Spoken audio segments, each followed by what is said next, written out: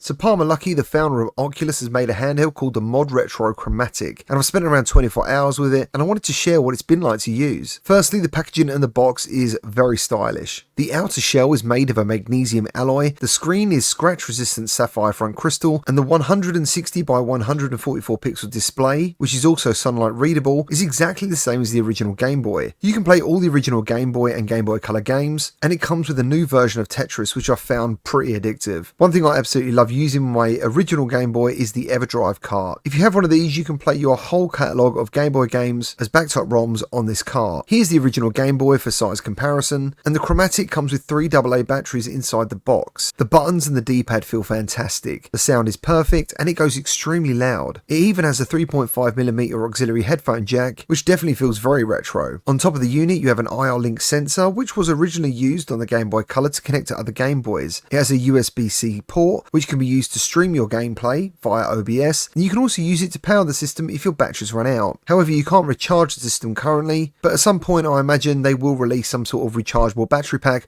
or you can simply use just your own rechargeable batteries. The volume scroller feels absolutely fantastic to play with. There's a menu button, and on the bottom a battery indicator. So far this thing has been really amazing to use, and as someone who still uses my original Game Boys to this day, I think that might be stopping. The Modretro Chromatic feels incredibly premium, and Game Boy Color games look fantastic.